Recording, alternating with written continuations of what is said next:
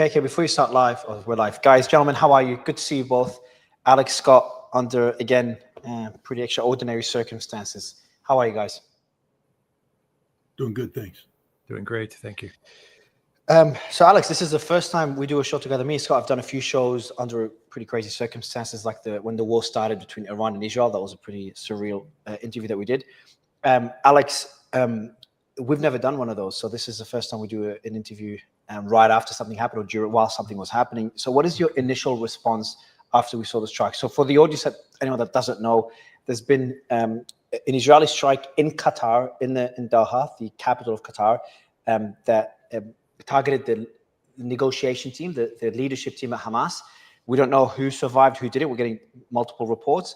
And that was a day or two after Trump made a new peace proposal. So the Hamas leadership came together to discuss that proposal, decide how to respond. And then what Israel did is struck Hamas while they were having that discussion in Doha, which is Qatar, an ally of the United States. For me, when I looked at this, I would consider this more shocking than the war in Iran. I would have, a lot of us expected a war with Iran, but that's one I did not expect. But Alex, I'd love to get your initial response. Yeah, this is bad. This is really bad. Bad for the region. It's bad for. It looks bad for Israel. It looks really bad for the United States. But I guess when you take a step back, maybe it's not so much of a surprise. I mean, we've had the decapitation strikes in Iran. We had them in Yemen. We had them in Syria. They went after Syria. They went after the embassy there. And we had the same thing play out, as you said, Mario, in Iran, where Witkoff was supposed to be meeting with Arakchi, the foreign minister, on Sunday or Monday. And on that Friday, we had the 12-day war begin. I believe Iran was caught a bit off guard with that because they were expecting negotiations, a seventh round of negotiations with Witkoff, and these were technical talks. Scott can speak a lot better to what was unfolding there, but this is something that the U.S. seems to be doing more often now, and this is definitely a pattern that we're seeing with Israel. And of course, the reports are that this was greenlit by the Trump administration. I'm not 100% on that. These are the early reports that we're getting. We're also not exactly sure as to whether the negotiators survived or not. Keep in mind, these are negotiators. This is really, really bad to go after the negotiating team, to go after them in Qatar. If the reports are true and the United States did green light this, then this is horrific. But we've been going down this road for a while now. These decapitation strikes, you can go all the way back to Soleimani. He was on an official diplomatic visit when, I believe, in Iraq, when he was assassinated. Unfortunately, this is becoming all too common. This is very, very bad news. Very bad development. Yeah, and didn't that happen in Lebanon as well? Wasn't Israel proposing some sort of peace agreement, or they kind of lured the Hezbollah leadership to meet, and then they struck and they killed Nasrallah? Yeah. I'm not sure if they did the same thing with Iran. They might have done the same thing. Scott, maybe you can comment on that. That was a strategy done with Iran. I know with Yemen, the leadership was having, the cabinet was having a meeting. I don't know what they were discussing, and Israel struck them there. And now we're seeing the same thing in Qatar, which is, again, Qatar is very different to the other countries because Qatar is an ally of the US. Qatar is not an ally of Hamas. Qatar is not involved in this war. Iran is involved in this war indirectly. Syria is indirectly involved in this war. You've got, or at least was indirectly involved in this war. Yemen is obviously involved in this war between Israel and Hamas. But we're talking about Qatar here, an ally of the US. Scott, your initial thoughts? Perfidy is the term that comes to mind here. As an American who, struggles to be proud of my country, I can't be proud of this. I can't be proud of literal murder, greenlighting murder. Look, Israel, we know what Israel is. That no one should be shocked by anything that Israel does, especially Israel under the leadership of Benjamin Netanyahu. These are people who, this is a nation, a government that commits acts of genocide openly, starving people to death, murdering children on a daily basis. So why are we shocked when they violate every norm and value? Because they already are violating every norm and value. The issue is the United States. You know, I agree with Alex. We don't know 100% certain, you know, did the U.S. greenlight this? But I will tell you what, I have a case right now that would be circumstantial in a court of law, and I'd win. I have the head of Central Command flying to Israel, meeting with the head of the Israeli military, the chief of staff. I have the president of the United States issuing a demand to Hamas. This is your last chance, he said. You need to take this. This is your last chance. Hamas, apparently, when they saw the president, you know, I think one of the comments was, "This looks like it was written by Israel." Well, probably because it was. But they said, "Okay, we have to obey. You know, we have to at least give this a shot. We would be irresponsible of us for not to meet." And they were invited by the Qatari leadership. They didn't just show up in Qatar on their own. They were invited by the Qatari leadership that said, "Come, let's begin this. Let's see what the president has to say. Let's talk about this." And so they were in Turkey, and they flew to Qatar. All of this is trackable. You know, understand that there's timing involved in this as well. We're talking about 15 Israeli aircraft leaving Israeli airspace. How did they get to Qatar if the U.S. didn't greenlight it? You know, they probably flew through Iraqi airspace, as they are wont to do. They did this repeatedly when they attacked Iran, and then they flew down the Gulf on a track that has them being picked up by American air defense resources. We had them in our radar from the moment, and apparently, as they approached Qatar, we shut down the air defense. We shut it down, which means they had a free shot in. We were involved in this. I think I could convict in a court of law just with the circumstantial evidence, which means that we can't be trusted. What? Why would the U.S. So I understand why Israel would do this. Why would the U.S. be involved? The U.S. loses a lot. Qatar is an ally. The Arab world is all condemning this attack. Qatar's not an ally. Qatar, Jordan, Saudi, UAE. With all due respect, Qatar is not an ally because America doesn't have allies. Qatar is a subject nation. Qatar understands that if they piss off the United States, excuse my language, we terminate their existence. I mean, this is the reality of how the entire Middle East relates to us. That anybody who's our ally isn't our ally because we will betray them, and we have betrayed them. But they don't have the ability to walk away from this. They are so deeply embedded in the United States, financially, security-wise. Qatar is not an ally, because an ally, we wouldn't do this to an ally. Just like Germany isn't an ally, because allies don't blow up pipelines of their strategic partners. The United States is an ally to nobody. And this should be the lesson the world needs to gather from this. When you deal with the United States only uses you as a tool. We're not the friend of anybody. Even Israel. Israel found that out the hard way in the negotiations with the Houthi. When the United States just unilaterally said, "We're done. We agreed not to bomb you. You agreed not to sink our ships, and we're walking away." And we left Israel hanging because we don't have allies. We don't have friends. We have entities that we use for our objectives. And this should be the ultimate lesson to everybody, especially Qatar. They think they bought Trump's loyalty by giving him a Boeing 747 and treating him like royalty. Look how he treated that.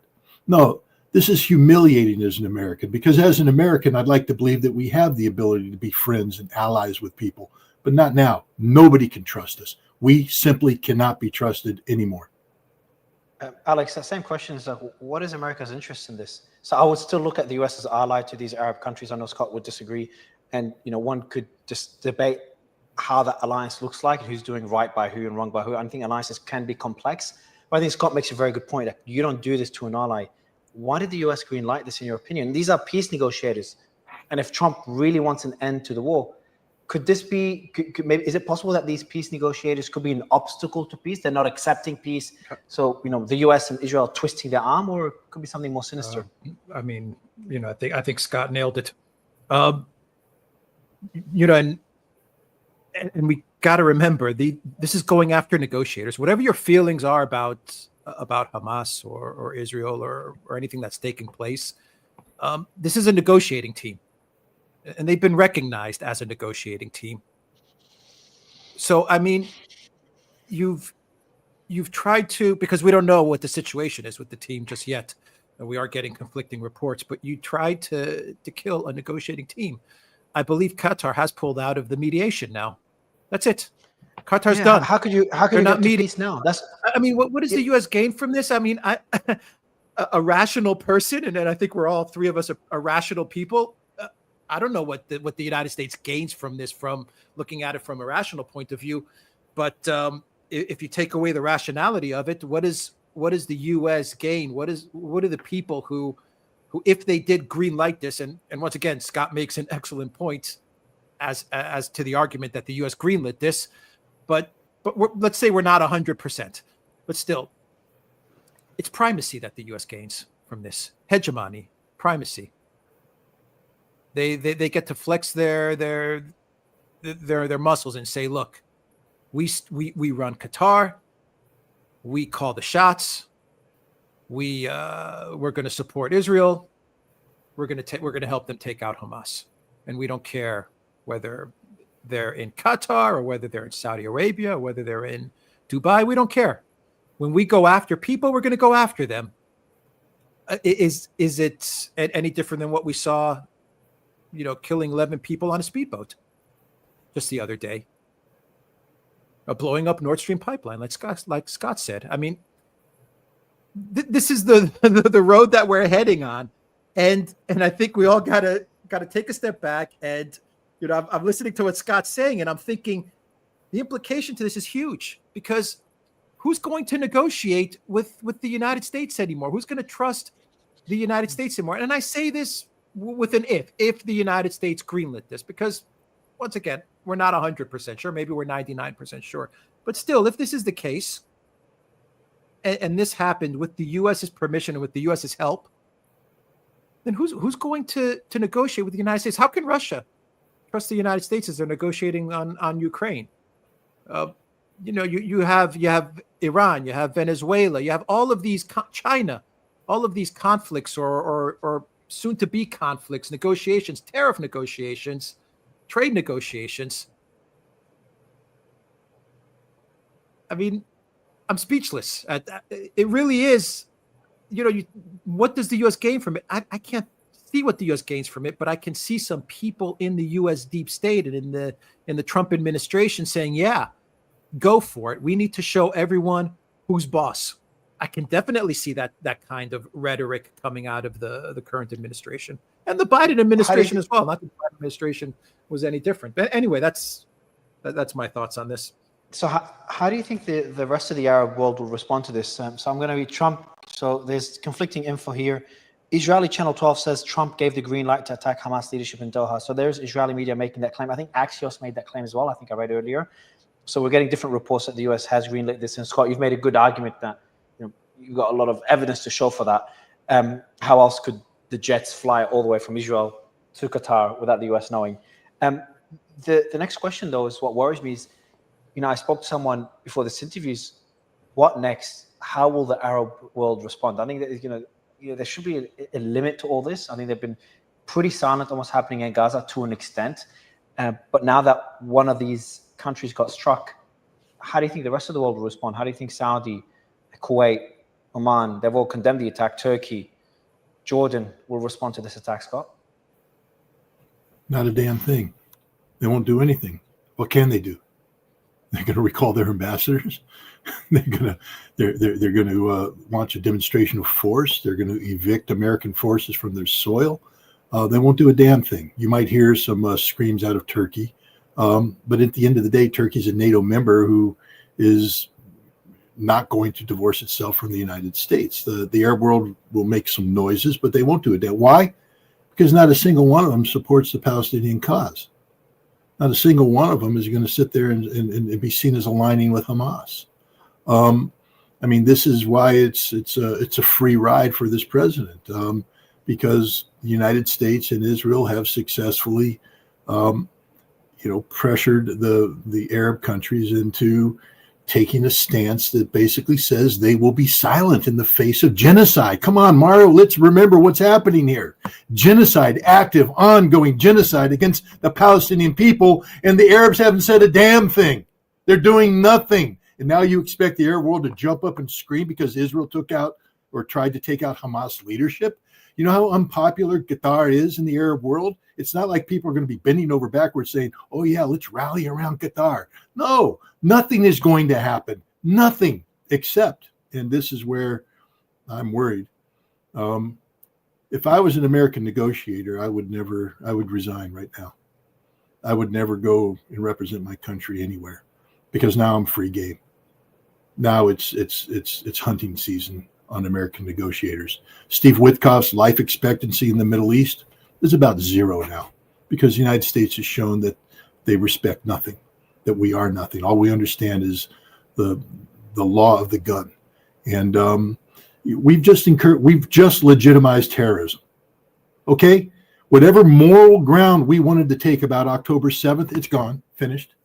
We never again can speak up about international law and the niceties of law. We just legitimized everything Hamas did because we sunk to their level, if that's the interpretation you want. I don't take that interpretation, but if we're going to condemn Hamas for violations of international law, what did we just do? A massive violation of international law. So the Arab world will do nothing because they can do nothing. They're incapable of doing nothing. We're seeing the depth of the depravity of the Arab leadership. They stand for nothing, literally nothing. Tell me one thing they stand for. Israel, and they're doing a good job at it. Like this is for me that perplexes me. And I was talking to Congresswoman Marjorie Taylor Greene yesterday, and I'm like, the weird thing about all this is that the biggest loser, one of the biggest losers, not the biggest loser, obviously the biggest loser is Palestine, but one of the biggest losers is the US. The US is getting a lot of people that are starting to hate the country, hate their support for Israel. And the US is just paying for this war. So, and now US is threatening their relationship, in my view, their relationship with those Arab, I call them allies. So again, Scott, and what I asked Alice earlier, what is for the US to gain out of this? And just there's a report that came out that apparently, according to Israel Hayom, that Qatar was also made aware, not only the US, but Qatar was also made aware before Israel launched their strike. So I'd love to get your thoughts, Scott, on two things. First, do you think Qatar was made aware? Do you think they would have greenlit this? And number two is what's for the US to gain? What's the ROI for the US? We know what the Israeli ROI is. Was Qatar, were they notified? Who notified them when, in what capacity? There's stories out there that the apartment that was hit didn't have anybody in it, that the Hamas leadership wasn't in the apartment at the time of the strike. Wife was, family were, they were killed, security people were killed. If that's the case, maybe Qatar made a quick phone call and diverted the team. I don't know. We'll find out. I don't know. Was the leadership of Qatar in the chief of state? Then that undermines his credibility. Who can do that? What does the United States gain from this?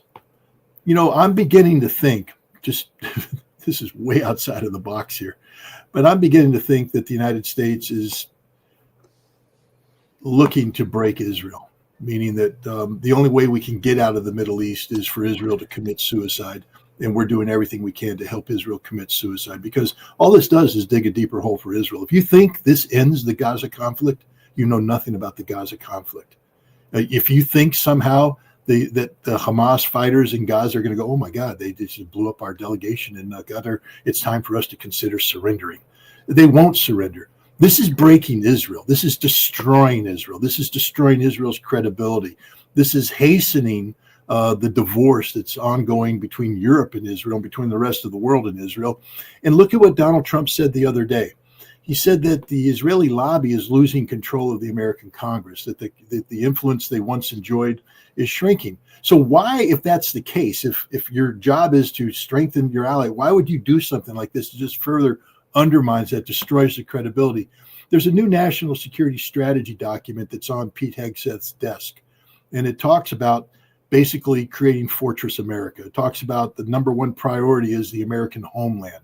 In order for us to focus our resources on the American homeland, we need to disentangle ourselves in Europe, and we need to disentangle ourselves in the Middle East. And, the more I think about it, it just sounds to me like Donald Trump's creating the a pathway for disentanglement by basically breaking Israel, because there's no other way to justify this. This isn't good for Israel. I mean, this is good for Laura Loomer. This is good for the wackos that are out there spouting Islamophobia, and anybody who dares speak out in defense of peace and who's not 100% on Israel gets loomered, and they get removed and they get harassed. It's good for them, but how is this good for Israel? Name me one way this benefits Israel, and it doesn't at all. This digs Israel into a deeper and deeper hole. And if the goal of the United States is to disentangle themselves from the Middle East, this is the exact opposite, unless you've picked the path of least resistance, meaning let Israel be Israel and let Israel break itself and let Israel deal with the consequences, because there will be consequences to pay here. So, Alex, in terms of consequences, how do you think Hamas will respond? Could they, because this is a pretty big escalation, at least in my view, striking the peace negotiators in Qatar. There's some people speculating that Hamas could respond by maybe executing prisoners or declaring they will continue the war and they no longer seek peace. Or could we see a more positive outcome where Hamas instead capitulate and accept any peace deal that they get on the table now that they've really have no leadership left, at least the no leadership when it comes to peace negotiations? No, I mean, I don't see how that we can get anything positive from this. I mean, I don't think you're gonna have any part of Hamas say, okay, we're done. Let's end this. We have no more negotiators. We have no more leadership. Fine, whatever you guys want, we'll agree to it. You're not going to get that. That's not where we're going. We're going in the exact opposite direction. That's where we're going, the exact opposite direction. I mean, the Israeli leadership, the U.S. leadership, they're in panic. I mean, I think this, this may be seen as a decisive, strong move, peace through strength, and all of that stuff. Maybe it fits into that narrative. But it's the exact opposite. This is a sign of panic. If you look at it through a geopolitical lens, it is a sign of panic. A sign of strength and confidence would be to negotiate this, to engage in diplomacy. That would be a sign of a strong country, of a confident country, of a country that's on the right side of history. What about the people that claim that Israel doesn't seek peace? That's why they did this. Maybe Hamas was close to accepting a peace deal, and that's why they struck the negotiators. Well, they're not seeking peace. I mean, you're not seeking peace when you go after the negotiators. But that's why it's a sign of panic. Because if you were confident in your position, if you were confident in your place in the region, you would go for the negotiation, wouldn't you? If you're confident in your trajectory towards victory, that you have secured a victory, you would try to negotiate it. Look at how Russia is approaching that conflict. Russia is talking about negotiations. They've actually presented a peace plan. I mean, the collective West media doesn't talk about it, right? They never mention, June 2024 root causes. But Russia is confident in its military strategy. It's confident in its plan if it has to execute that military strategy. But they are telling the United States, yeah, if you want to talk, we have a proposal so that we can end this thing on a diplomatic basis. Israel's not taking that approach. The United States is not working with Israel to take that approach. What they're saying is the exact opposite. We're just going to continue decapitation strikes. And every time we schedule some sort of a negotiation, it's a ruse. It's a trap. That's the message that they're sending out. But it's a message of panic is what it is. That's how I think a lot of countries are going to interpret this. I think a lot of the great powers, I think that the two big powers, China and Russia, are going to interpret this as a move of panic. So Max Blumenthal, who I interviewed a few days ago, put out a tweet the team just sent me before this interview. And I think he's implying that the Trump's peace proposal was just a ruse to get Hamas to all come together for Israel to strike them. So essentially, the US was in cahoots with Israel for the strike. He said 2 days ago, Trump issued a short proposal and warning designed to compel Hamas's exiled leadership to gather in Doha. So essentially compelled them to come together to gather. Hamas said at the time, quote, "It looks like Trump's proposal was written by the Israelis," as you said, Scott. And then when Hamas met today in Doha, USA Defense in Qatar stood down. Scott, you said that as well. Israeli officials have told the Jerusalem Post the US greenlit the decapitation strike, which we've talked about, and it continues to imply that it was all planned. It was all planned to be able to wipe out Hamas's leadership in Doha. Alex, do you think it could go as deep as that, where the US was in cahoots from the beginning? Not only was it greenlit the attack, helped strategize with Israel for the attack. Is that a possibility from a military perspective? Sure. I mean, once again, I'll defer to Scott from a military perspective. From a political perspective, it's possible, probable, maybe. I mean, I'm very curious to see what the statement is going to be from the White House. I want to see how long it takes the White House to issue a statement, because that's also going to be indicative. The time that they take to issue a statement, it would have been better for the United States. I would have had more confidence in the United States if they had issued a statement right away and said we had nothing to do with this. That would have been an indication that perhaps the United States really did not have anything to do with this, at least with the planning stages or something like that. But it's been a couple of hours. It's been more than a couple of hours, and we haven't had a statement. Yeah, which means that they're thinking about how to approach this. Scott?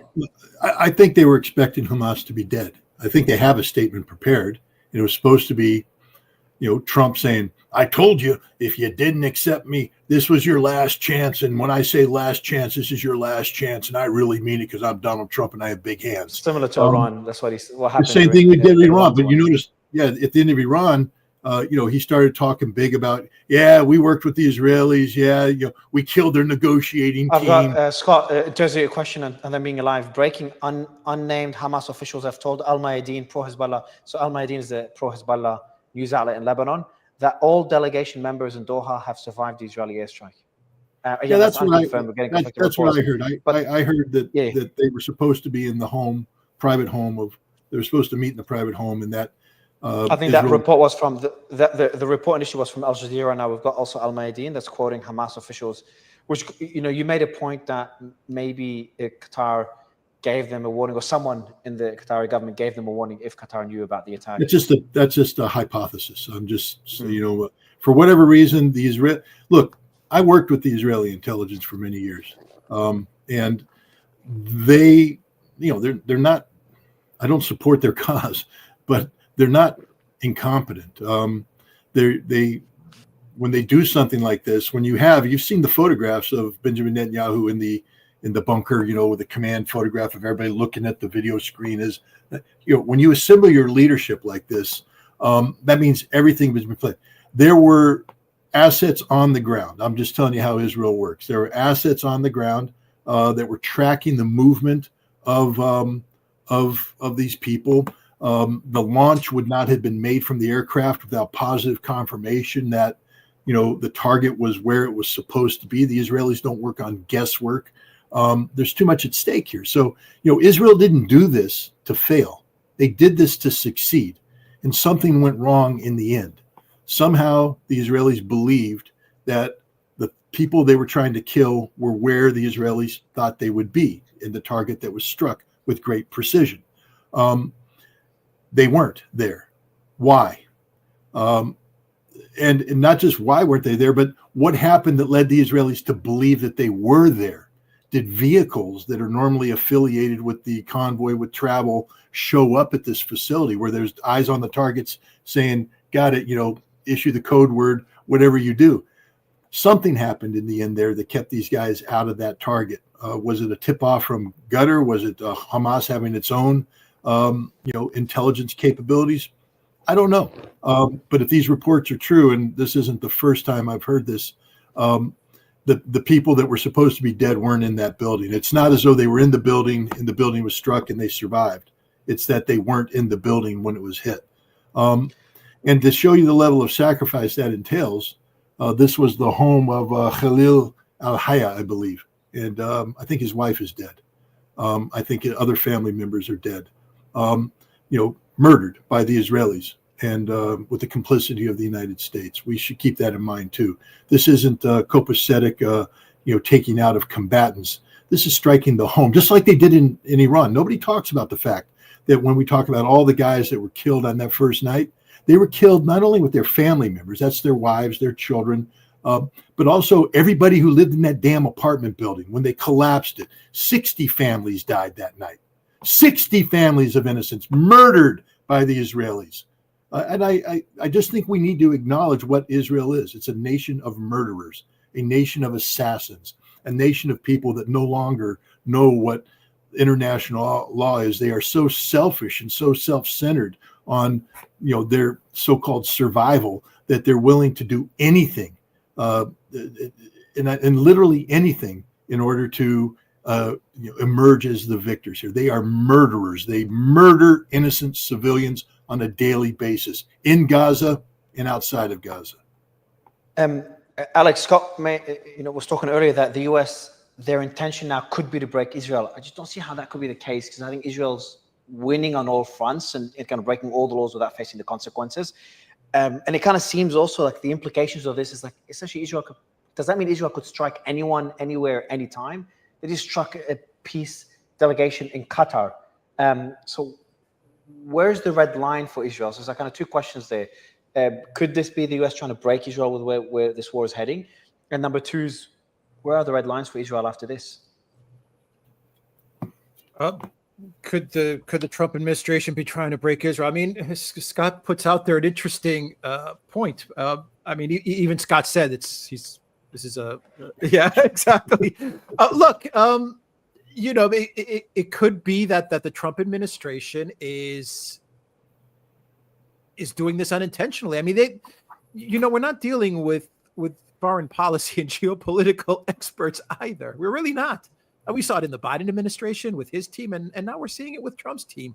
So these guys have these big master plans of world domination, and they see everything as a chessboard or a checkerboard or whatever they see the world as, and they're moving pieces around, and they think these are brilliant masterstroke moves, but they're not. I mean, what happened today in Qatar, if indeed the negotiators were tipped off and they're now alive, well, this boomerangs right back at the United States more than any other country, right? What happened in Iran, the fact that they tried to assassinate the president, Pezeshkian. Now we know that. The New York Times reported on that they tried to take out Pezeshkian. He actually got hurt. I haven't seen that report. Yeah, it was a New York Times report from, correct me if I'm wrong, Scott, right? I mean, that was a New York Times report from about a week ago. Well, it's not just the New York Times report. The Iranians have admitted it. He said he was in the building. Yeah, but I say the New York Times just to, right. So if the New York Times is even saying it, then you know that Iran was telling the truth. But they've never considered. Do we know if they've considered assassinating the supreme leader as well? Was that on the table? I know they've made the warnings. Yeah. They tried to kill him, but they couldn't find him. Yeah. Oh wow. Oh yeah. Okay. Oh, wow. So that goes to that goes. Yeah, like I'm sure that there's kind of, even during wars, there's kind of rules of conduct. There's things you don't do. You don't kill the peace negotiators. You don't kill the leader of a country, the prime minister, the president of a country. You don't kill Zelensky. You don't kill Putin. The wars are fought on the battlefield. But Alex, where are the red lines? There are no rules of conduct. There are no rules of conduct anymore. And Ukraine has gone after Putin many times. Budanov has admitted it, that they've tried to assassinate Putin. On the flip side, when the Kremlin was in discussions about the Orezhnik and how to use the Orezhnik, and one of the reports that we got was one of the officials in the Kremlin said, well, we could use the Orezhnik to just take out Bankova, which is the head of the Ukraine, the seat of the Ukraine government. According to Lukashenko, he said that Putin said, no, absolutely not. He vetoed the entire proposition of using an Orezhnik to strike at the heart of Kiev. There are no rules anymore. It goes back to what Scott was saying. There are no rules anymore. This is the tragedy of what is unfolding. I don't think in the history of conflict have we seen the other side go after the negotiators like this. I mean, the ambassadors, the negotiators, these are people that have been considered off limits. You don't go after these people. And here we are in 2025, and they're going after the negotiators. Well, and they're trying to assassinate the negotiators. You go after them when you're what I call man children. look, Donald Trump, I mean, I shouldn't, because I'm trying to get him to do the right thing on Russia. So I don't want to get on his bad side here, but he's a man-child. I mean, he's not a serious leader. He's a child. Look at the stupidity he posts about Chicago. What president of the United States would put out a Robert Duvall poster? I smell the portions in the morning. The Department of War is going to Chicago. Really? Department of War declaring war? Come on, this is insanity. No responsible leader does this. He has a Secretary of War now. I mean, my God, what the stupidity involved in renaming this department. Hegseth is a man-child. He's a man who was never more than a battalion operations officer. He's now running the largest military in the world as if he's some sort of Mongolian warlord running around, flexing his muscles. The chairman of the Joint Chiefs of Staff is Raisin Cain, a man who was retired for cause, brought back out because Trump doesn't want responsible military leadership. He wants a yes man. He wants a man-child who's going to flex and who's going to do all this kind of stuff. This is what we're dealing with here. We're dealing with a president who is trying to write action comic books. It's almost like he's designing this as a comic book in his mind. Pow, bam, boom. This isn't serious. There's nothing serious about this. This is humiliating. This is embarrassing as an American. We need to be better than this, but we don't have quality leadership right now. Nobody is a quality leader right now. I mean, I love Tulsi Gabbard, but my God, is ODNI, why isn't she jumping up and down and saying, no, Mr. President, bad move? I know you want to maybe save your powder for something bigger and better, but when is it the time for, where's Congress in this? Where is Congress in this? Maybe Marjorie Taylor Greene, is out there speaking, but, she's in the process of being loomered. We have Laura Loomer out there, flexing muscles. She speaks and the FBI acts. She speaks and people lose their clearance. This isn't how a real nation's supposed to be run. This is bad. This is really bad for America, and it's bad for the world. Scott, one other question is that most people forgot that Israel struck Syrian targets just yesterday. There was no war in Syria yesterday. There was no Druze community being attacked. So I'm just trying to, again, try to understand the end game. They just killed a few hours ago, potentially. They tried to kill the peace negotiators, the Hamas peace negotiators, just as Trump made a new peace proposal. Yesterday, they struck Syrian targets at a time when, they're supposed to normalize relations, or at least take steps towards normalizing relations, or stop, I think there was a discussion having a buffer zone south of Syria on that border, and for Israel to stop striking Syrian targets. I thought things were improving. I mentioned that to Tom Barak. He seemed optimistic. And then we have Lebanon, Hezbollah still being struck in Lebanon. What's the end game in the Middle East? What's the end game in Gaza? And what's the end game for Lebanon and Syria? And even Yemen, we had the entire leadership of Yemen assassinated just a couple of weeks ago, I think it was. Well, I was struck by something you said earlier. You said Israel's winning on all fronts. No, Mario, Israel's losing on all fronts. There's not a single front that Israel's winning in. There's not a single front you can tell me Israel's winning in. I would challenge you to if you think Israel's winning somewhere, you tell me where. They're not winning in Yemen. Yemen's still striking targets in Israel. They haven't intimidated the Houthi at all. They're not winning in Iran. Iran's nuclear program, no one knows what's going on there. Fear the worst. Iran has a ballistic missile program that wasn't taken out by the Israelis. They just tested some of the most advanced ballistic missiles imaginable. And they're telling the Israelis, if there's a round two on this one, we knock you out from the start. And Israel understands that reality. They're not winning against Hamas. Every day, Israeli soldiers are being butchered. The Israeli army can't mobilize their reserves. They're demoralized. They're not winning politically. The whole world's turning against them. They're not winning economically. They can't get investors in Israel because of the ongoing blockade that's taking place. They're not winning anywhere. There's not a single place Israel is winning. They're losing. So what is the end game? The end game is Israel loses. I'll ask you this, though. The war started with Hamas getting support from Hezbollah, that everyone thought Israel would not strike Hezbollah because Hezbollah could strike back. They had many missiles that could strike deep into Israeli territory. Iran was not striking Israel, but everyone was worried about Iran getting involved. Yemen was striking Israel with ballistic missiles. And we had even, all these different groups in Iraq attacking US bases at various times. Now there's crickets. Hezbollah's, there hasn't been any rockets from Hezbollah towards Israel. barely any rockets from Hamas. Those were daily rockets from Hamas into Israel. That stopped completely. Yemen, once in a while, you see a missile or a drone fly there. And Iran, obviously, Iran. They still have their nuclear program, most likely. But we do know that their military capabilities were severely destroyed. I do agree with you. No, that we don't know. lost We don't the know that, war Mario. globally. We don't know that. What military capabilities were severely destroyed? The Air Force wasn't destroyed. Air defense has 40 been or 60% of missiles.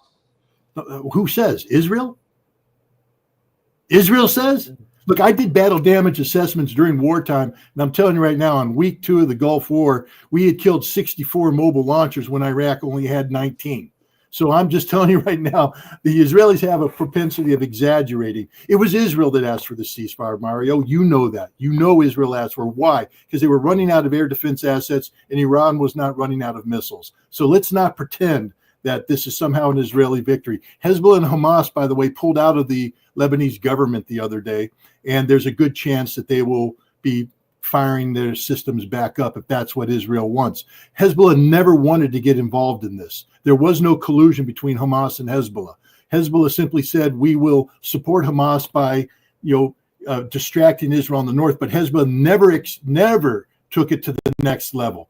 Iran never wanted to get directly involved in this conflict. They always said, and Hamas never asked them. Hamas always said, we've got this under control. Let us do what we're doing, because Hamas had a vision of sucking Israel into Gaza and letting Israel be Israel, which is what Israel has done. And now the world sees Israel for what it is. So let's not create artificial victories where there was no battle.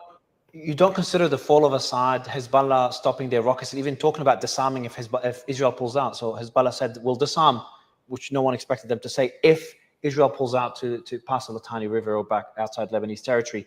And Hamas's rocket capabilities have been... Hezbollah was created as a resistance movement. Hezbollah's only reason for continuing to exist is that Israel continues to occupy southern Lebanon. The Sheba farms have always been Hezbollah has always said, if Israel leaves Lebanese soil, there is no longer a need for the Hezbollah resistance. This has been part of Hezbollah's reason for being for day one. So let's not pretend that Hezbollah existed to get rid of Israel. Hezbollah didn't exist to get rid of Israel. Hezbollah exists to get Israel out of Lebanese soil. So when Hezbollah says, if Israel leaves southern Lebanon, we're done, that was their mission. That's why they transitioned from being a resistance movement to a political party. They want to be part of the Lebanese government. And that's why they're now telling the Lebanese government that if you insist on our disarmament while allowing Israeli troops to continue to occupy southern Lebanon, we're not part of your government. And then something big will happen again. Hezbollah is not a bunch of wimps, weaklings. Remember, Nasrallah was killed. Yes, Israel bombed a bunch of sites.